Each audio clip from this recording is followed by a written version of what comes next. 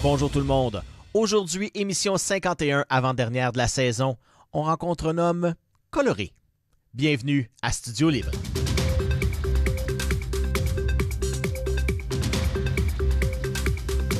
Certaines personnes dans le milieu de travail de mon prochain invité se plaisent à l'appeler le roux jaune. Mais je pense qu'il y en a certains qui vont rire jaune quand ils vont voir à quel point ce lutteur-là est perfectionniste. Et je parle maintenant à Scotty the Renegade. Comment ça va? Ça allait bien, jusqu'à temps que tu m'appelles encore le roux-jaune. Je commence à être pas mal tanné que vous allez dans cette direction-là. Moi, là, j'ai roulé ma bosse assez longtemps. J'ai travaillé assez fort que je pense que je peux mériter de me faire appeler Scotty the Renegade. Pas juste Scotty the Renegade. Hey, j'ai même des millions de médailles pour prouver comment je suis fort. J'ai battu Wolf une fois. Ça, c'est parce que je l'ai rebattu une deuxième fois. Puis ça, c'est toutes les autres fois que je l'ai battu, là. C'est juste que vous avez pas vu à la TV. Puis là, il serait vraiment temps que vous nous respectez, nous autres, les frères rebelles, parce qu'on travaille assez fort pour vous divertir à tous les mois. Eh bien, on va aller voir qui divertit à tous les mois. En arrière de Scotty the Renegade, il y a Philippe Otis. Bonjour, Philippe. Bonjour, comment ça va? C'est tout un spectacle que tu donnes à chaque fois que tu t'en vas sur un ring de lutte. Et puis on jasait un petit peu hors d'onde, puis je me demandais tout le temps à quel point de la vie des gens ça rentre la lutte. Parce que il y en a qui c'est rentré sur le tard. Là. Picton me disait que c'était un petit peu plus tard. Asgard King, même chose. Toi, de ton côté, c'est arrivé quand même relativement tôt. Oui, moi, c'est arrivé à mes 21 ans. Quand j'ai commencé en 2005, okay. J'ai commencé au Saguenay, dans la fédération de la JCW. Je suis allé voir un show avec ma conjointe parce que son frère était un lutteur qui se nomme Barabas. Il est encore, d'ailleurs. Qui est toujours là, il est toujours actif. On s'est allé voir le show. Je me suis assis, j'ai regardé, puis le show était bon. Puis là, je les ai regardés faire. Puis quand je suis sorti de là, j'ai dit à ma conjointe, hey, je suis capable de faire ça, moi aussi. Qu'est-ce qu'elle a dit, elle? Elle dit pas un autre. Ouais, elle l'avait déjà avec son frère, évidemment. C'était déjà un stress de nous voir performer parce que les blessures sont toujours présentes. Ouais. Puis elle avait déjà son stress à elle de voir son frère. Là, elle a dit, non, elle dit, le conjoint va faire la même affaire. Fait que là, j'ai commencé mes cours. J'ai progressé quand même assez vite parce que, étant jeune, j'étais un casse-cou. Fait que l'habitude était là. Me tirer en bas, me sauter dans le vide, me faire mal, me relever, ça faisait partie déjà de moi. Là. Donc, quand je suis arrivé là, après avoir fait les cours, j'ai commencé pas longtemps après, début 2006, mi-2006, au show École qu'il y avait là-bas. Oui, OK. Et d'ailleurs, justement, parlant d'école, t'es devenu... On va sauter un petit peu, on va revenir. Mais t'es devenu entraîneur-chef de l'école, si je me trompe pas, est-ce qu'on m'a dit? Chef, entraîneur. Je donne les cours avec Mathieu Lajoie, qui est l'arbitre aussi. Oui, qui a fait de la lutte, lui aussi. Le monde ne le savent pas, mais dans le passé, il a été lutteur. Là, OK. Il faisait partie d'un tag team qui s'appelait les Highlanders. OK. Pas trop sûr tous les détails parce que je suis pas natif de la région des Outaouais. Là. Je sais qu'il a fait beaucoup de shows à la CPW, je pense, dans le temps. Mais c'est ça. Moi et lui, on était en charge de donner les classes à l'école de la GPW. Quand on entre à l'école et qu'on dit « Hey, moi, je veux faire de la lutte », est-ce qu'on sait exactement dans quoi on s'embarque? Je te dirais que 95% des personnes qui viennent à l'école, ils ont vu de la lutte à la télévision, ils ont regardé les shows, mais ils savent pas dans quoi ils s'embarquent jusqu'à temps qu'ils arrivent dans le ring et qu'on commence à les coacher. Il y en a des fois qui prennent une méchante débarque. Là. Ils pensent que ça va être comme ça, là, ça va être facile. Ouais, non. Puis la lutte, c'est un sport en lui-même, qui est un sport aussi qui est du théâtre. C'est pour ça qu'on appelle ça le théâtre extrême. Oui. C'est de l'hyper-théâtre. C'est ça. Donc, il y a beaucoup de choses et de niveaux à apprendre pour se rendre jusqu'au moment que tu fais ton premier match. Puis c'est pas tout le temps évident. Déjà, en partant, il faut que tu aies une certaine forme physique. Oui. Parce que la lutte, c'est un peu comme le hockey sur ce côté-là, pour le côté préparation. tu deviens pas en forme en jouant au hockey. Ouais, c'est ça. Faut que tu sois en forme pour le faire. Ouais, C'est absolument. la même chose pour la lutte. Quand les étudiants ils viennent à l'école, puis je leur dis tout le temps, allez au gym, faites du cardio, faites du musculaire, parce que c'est pas en venant à l'école 2 fois semaine, le mardi et le jeudi, que vous allez devenir en forme. T'sais, on leur donne des séances d'échauffement pour les réchauffer, les mettre travailler le musculaire, le cardio, mais c'est pas suffisant pour pouvoir performer à long terme. Ouais, il faut avoir quand même une certaine... C'est comme, je regarde les hommes forts, les Hugo Girard de ce monde, oui, ils sont entraînés, mais il faut avoir quand même de base. On commence pas à lever des roches, puis non, parce qu'on s'entend qu'un gars de 300 livres il se donne un petit peu de swing pour partir, mais une fois qu'il est dans tes mains, faut que tu le tiennes. Là, c'est une grosse roche. Là. Effectivement, mais tu peux le faire, mais il y a des fortes risques que tu te blesses puis que ta carrière soit très courte. C'est le même principe pour la lutte. Faut que tu apprennes les techniques, parce que si tu les fais pas comme il faut, si tu fais pas attention, ben, tu vas te faire mal. Puis tu peux faire mal aux autres aussi. Puis ta carrière va être très courte.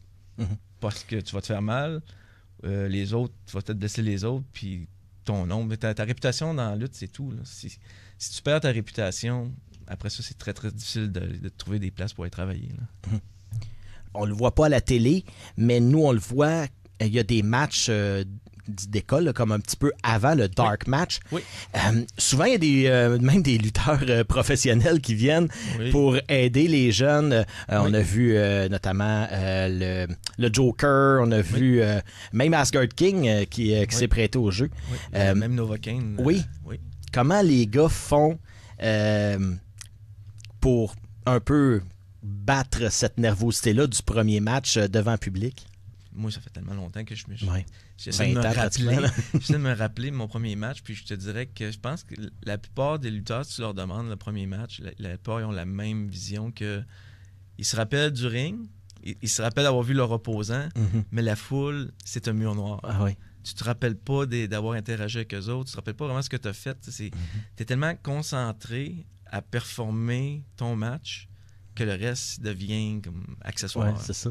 Quand on commence à faire des match après match, qu'est-ce qui nous garde?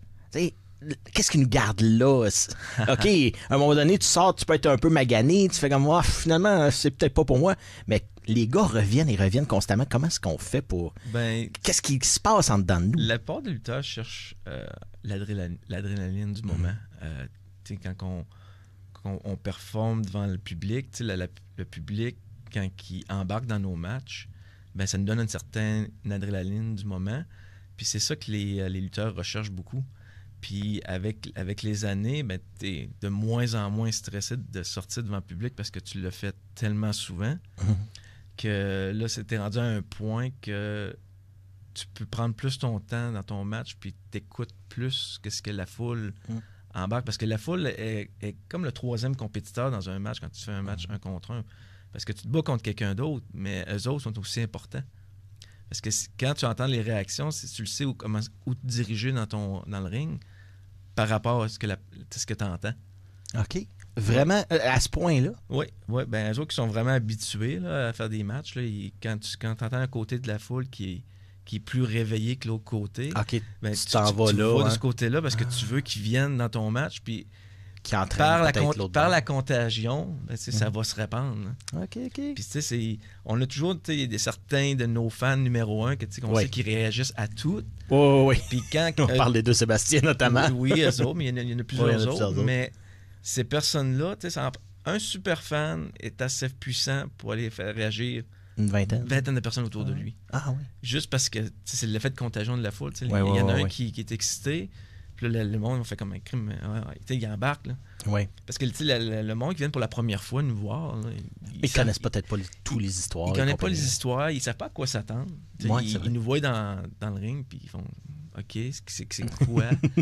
Puis tu sais, bien se positionner. Parce que là, en plus, maintenant, avec les caméras, c'est un autre facteur. Parce que un match qui n'a pas de caméra, vraiment, tu peux aller dans n'importe quelle direction tant que la foule voit ce que tu fais.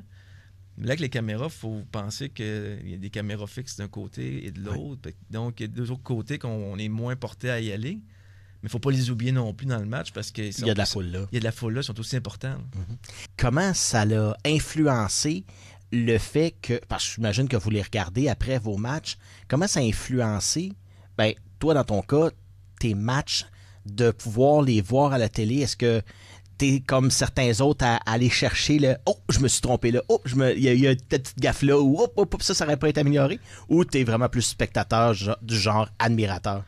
Je suis très critique envers moi-même. Donc, OK. quand je regarde mes matchs, je trouve tout le temps un paquet d'erreurs. C'est automatique. Genre, j'aurais pas dû faire ça comme ça. Ah, je suis pas allé chercher ma faute comme il faut, comme j'aurais voulu. C'est pas vraiment ça que je recherchais. Mais tu sais, je suis capable de me donner mes bons coups aussi. Là, quand que je réussis à faire des coups que je vois que la foule allait embarquer, pour moi, tu sais, c'est parfait. Là. Comme le match en février, quand j'étais contre Oscar Freeman, on a fait un moment avec une chaise que Oui. je recevais la chaise en plein visage. Puis la réaction que la foule a eue de ça n'aurait pas pu être plus parfait que ça, parce que c'est exactement l'effet que je voulais aller rechercher dans le match. Puis c'est des moments comme ça. Là. Oui. Puis ces moments-là, bon, on a beau dire, là, quand on voit la chaise arriver, là, est-ce qu'on espère que, de un, le gars qui la tient sait où s'arrêter? Deux, comment est-ce qu'on pratique? Est-ce qu'on les pratique, ces coups-là? Pour justement se faire à l'idée. Moi, je sais bien que voir arriver on a tout le temps un mouvement défensif. Comment est-ce qu'on fait pour dire, OK, j'ai pleinement confiance en l'autre gars, puis ça va bien aller? Pour cet aspect-là, moi, des matchs avec des armes, j'en ai fait plusieurs. Il y a plusieurs armes qui ont l'air à faire mal, mais c'est vraiment plus le bruit. Ouais. Plus les chaises, ça fait du bruit, flacote, ouais. plus tu sais que la foule elle va embarquer parce que c'est auditif. Ouais.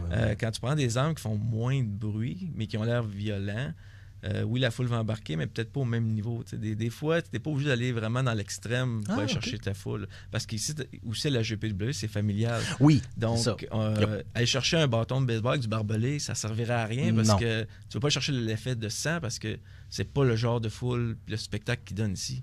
Ouais. Donc, ça servirait pratiquement à rien d'avoir ça dans un match. Tu pourrais avoir un effet visuel, dire « Oh mon Dieu, va peut-être s'en servir.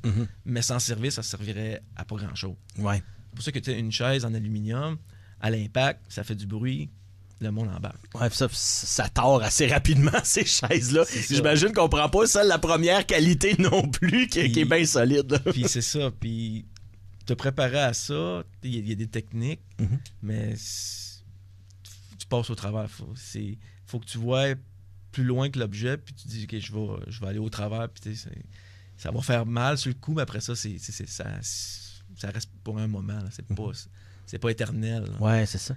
Parlant de douleur, j'en vois souvent. Bon, parce que on en a parlé, des blessures, ça peut arriver. Oui. Je sais pas si ça t'est arrivé souvent. Pas souvent, mais ça m'est arrivé à quelques reprises, oui. Comment est-ce qu'on deal avec ça? Le fait que peut-être qu'on... tu sais, parce que vous avez tous tes emplois, là, le lendemain, là. Comment est-ce qu'on fait pour dealer avec ça? Tu serres les dents fort puis t'avances. Il n'y a pas grand solution à ça. Là. Comme tu dis, on a des travails à faire. Comme une chop, ça fait mal sur le coup. Dire que ça va te blesser pour avoir de la difficulté à travailler après, je penserais pas. Ouais. Vous êtes entraîné quand même aussi. Ça aussi, mais une chop, c'est vraiment sonore aussi. Ça fait beaucoup de bruit. Mais ça fait mal sur le coup, mais un coup que c'est passé, c'est passé. Là. Côté blessure, ça m'est arrivé quelques fois dans ma carrière. Récemment, en septembre dernier, j'avais vraiment un gros match, une fin de rivalité contre mon beau-frère, Barabas, à Saguenay. Okay. Puis c'était notre dernier match en septembre qui vient de passer. Puis on avait un match sans sanction, donc on pouvait faire ce qu'on voulait. Donc des armes, il y avait des grosses cascades, passer au travers des portes. Beaucoup de choses. Puis c'est niaiseux. Je me suis blessé dans ce match-là, mais pas à cause d'un arme. C'était un move banal. C'est tout le temps ça. C'est tout le temps ça. Petite erreur, tu glisses un peu. Une petite erreur. J'étais mal placé. Il a sauté dans les airs. On n'était pas à la bonne place au bon moment. Il m'est atterri au complet sur l'épaule gauche. Oh! Puis qu'est-ce que ça a fait? Ça a écrasé mon muscle. Puis ça m'a pris là, je suis bien, là. Mais ça m'a pris un bon 2 mois avant que l'épaule revienne comme il faut. Oh, quand même. Oh, oui, mais bon, j'étais chanceux, c'était pas un os, rien de tout ça. C'était pas une fracture, c'était juste un muscle écrasé. Et... Puis, lui, justement, récemment, dans son dernier match qu'il vient de faire, lui, s'est fracturé l'omoplate. Oh, quand même! Ouais. C'est un match ici ou... Oui, qu'on vient de faire là, oui. en mars. Là. OK. C'est encore là, c'est un move banal. Mauvaise place au mauvais moment. L'impact a été trop violent. Puis, c'est ça. Son omoplate s'est fracturé. OK. Puis là, il est arrêté pour quelques mois. Comment est-ce qu'on dit ça à l'autre? Regarde, je peux plus, là. Ça y va pas, là. Ben, chaque lutteur communique avec l'arbitre durant le combat. D'habitude, quand on n'est plus capable, ou que notre douleur, on n'est pas capable de passer au travers, on va communiquer avec l'arbitre qui va communiquer avec notre adversaire. Ou en plein combat, si on est capable de se communiquer un à l'autre, on va le faire aussi. Okay. Mais comme moi, dans mon cas, en septembre, tout de suite après, on était tous les deux en plein milieu du ring, puis il y avait une petite pause de quelques secondes, puis j'ai dit, je sais pas combien de temps encore je vais t'offrir. OK. Comment est-ce qu'on établit une communication avec des gens qui viennent d'un peu partout? Bon, j'imagine que vous vous croisez un peu dans d'autres fédérations si vous y allez ailleurs, mais il faut quand même avoir une certaine confiance parce que si le gars nous pogne puis nous pitch à terre, faut que tu sois sûr que le gars sait comment faire puis comment bien le faire pour pas te faire mal, là, parce que c'est pas le but. Là. Quand on se prépare, on demande toujours à l'autre son expérience puis qu'est-ce qu'il est à l'aise de faire ou non. Quand je fais un combat contre un plus jeune, certains moves, si je vois que c'est plus risqué puis je sais qu'il n'y a pas beaucoup d'expérience, comme vétéran, je vais dire non, je préférerais pas parce que quand les jeunes commencent, ils veulent toujours se démarquer puis ils veulent toujours en mettre plus que le client en demande. Puis des fois, c'est pas nécessaire. Tu sais, un match, j'ai regardé une entrevue que tu as faite justement récemment avec Stéphane Tremblay. Oui. Il disait 3 moves dans un match, c'est suffisant. Puis c'est vrai, t'as pas besoin de faire 1 million de moves pour faire embarquer la foule. Il faut juste que tu les places au bon moment. Puis il faut que tu aies cherché la réaction que tu veux avoir dans ton match. Il y a une histoire à compter. Puis souvent, les jeunes, ils oublient cet aspect-là. C'est le spectaculaire. Là. On va chercher. Ils veulent être dans le spectaculaire. Il y a beaucoup, beaucoup de séquences de moves, un en arrière de l'autre, qui fait des fois aucun sens parce qu'ils n'ont pas encore l'expérience de comprendre que c'est un combat. Là. Dans un combat, tu veux gagner, mais ton endurance, là, 2 boxeurs qui se frappent pendant des minutes et des minutes, au début, ils sont fringants, mais plus que ça avance... Ah oui, il manque de gaz. Il manque de gaz, là, mais des fois, eux autres, ils sont la pédale à fond tout le long, puis il y a comme pas de break.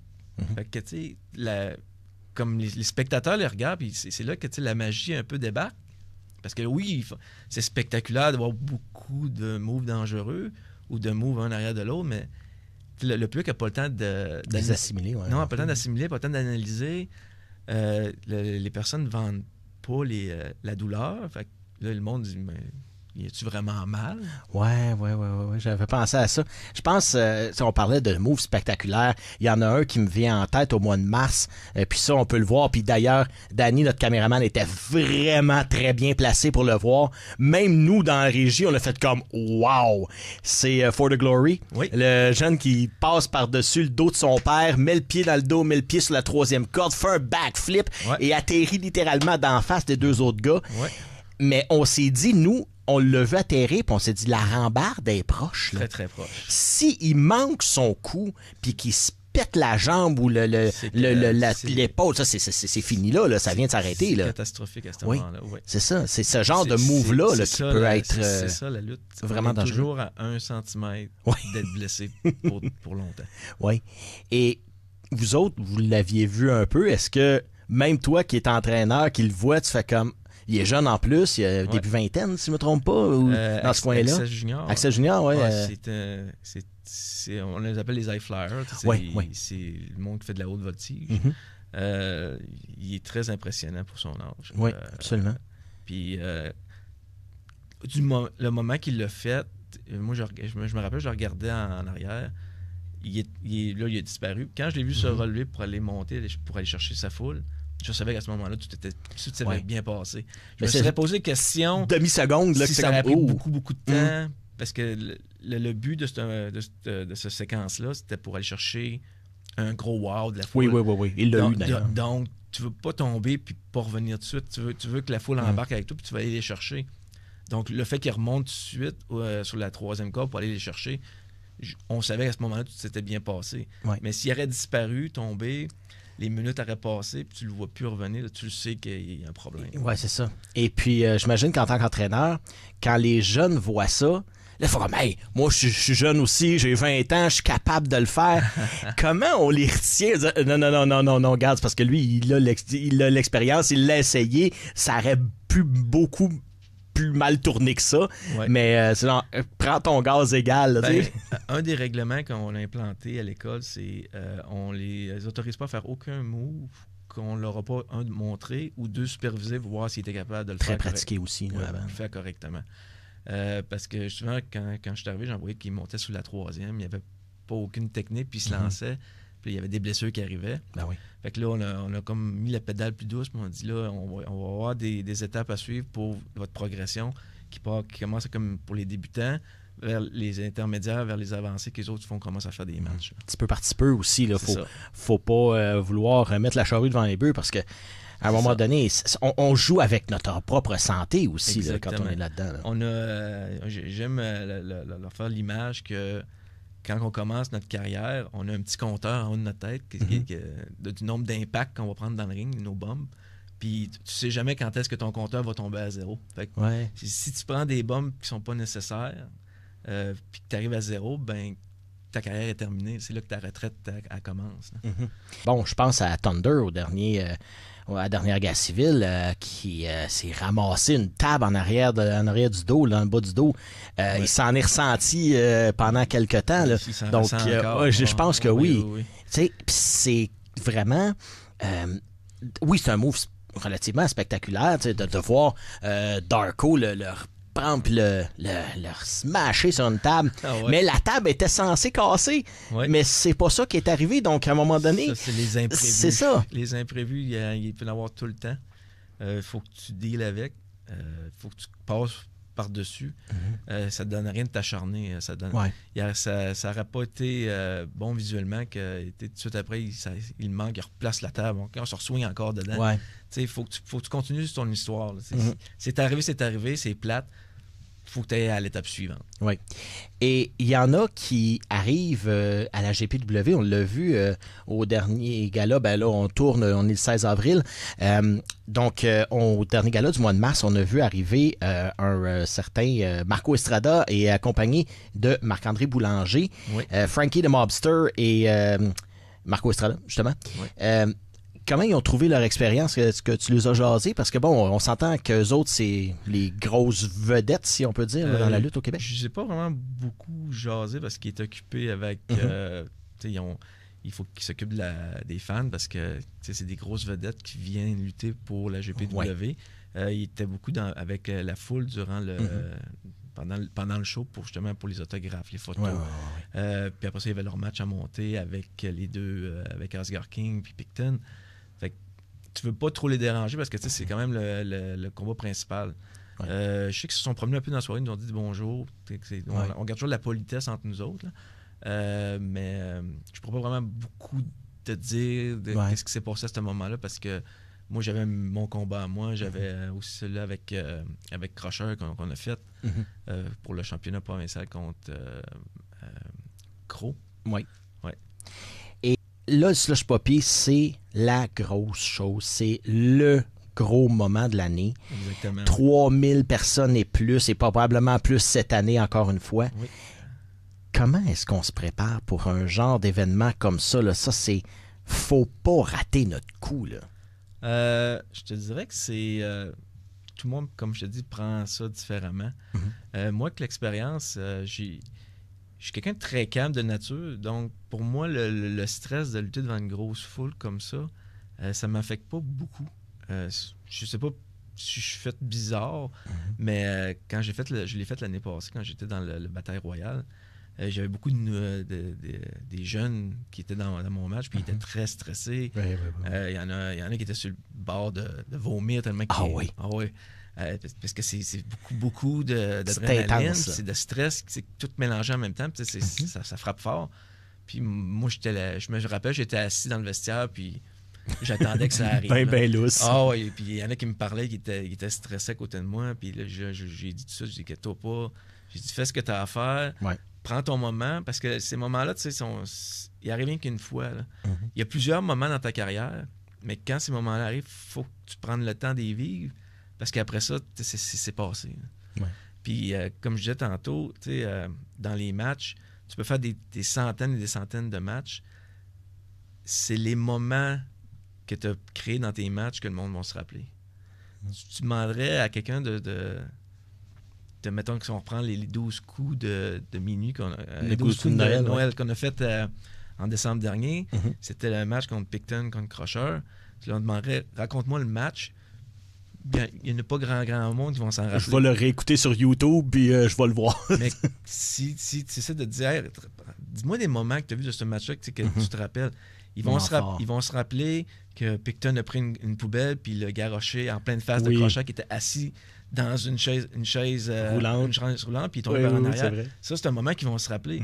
Ils vont se rappeler que Picton m'a pris par le cou puis il m'a garoché en bas du ring dans une table. C'est des choses, des moments comme ça qui vont se rappeler. Puis c'est ces moments-là que souvent dans les matchs, c'est ça que le monde se rappelle des années après. Si on parle des luttes professionnelles de la WWE, on pense au match Undertaker contre Mankind dans la cage. La seule chose qui se rappelle... C'est Mankind qui sac le camp en bas. C'est ça, mais c'est un gros moment. C'est des moments dans le match qui font que des années après, le monde s'en rappelle encore puis qu'il en parle encore. Puis c'est ces moments-là que quand tu le sais qu'ils vont arriver, il faut que tu les vives puis il faut que tu prends le moment présent parce qu'un coup que c'est fait, c'est fait. On peut y revenir. Merci beaucoup, Philippe Otis, alias Scotty the Renegade. Puis on te souhaite des bons galas, puis une bonne route pour le Slush Poppy. Parfait, merci.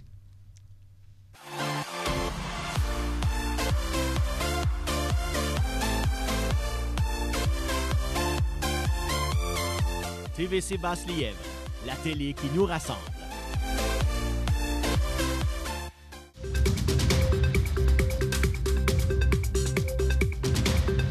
Merci beaucoup d'avoir été des nôtres pour cette édition numéro 51 de Studio Libre. J'aimerais remercier mon invité d'aujourd'hui, Philippe Otis, alias Scotty the Renegade, que vous pouvez voir sur nos ondes lors des galas de la lutte GPW. Et je vous rappelle que, justement, si vous voulez aller voir nos émissions, eh bien, c'est facile, notre chaîne YouTube les contient toutes. Et nous avons également notre groupe de discussion Facebook TVC Basse-Lièvre, entre parenthèses, officiel, auquel vous pouvez vous abonner. Et moi, il ne me reste qu'à vous dire bonne journée et on se revoit pour la dernière de Studio Libre.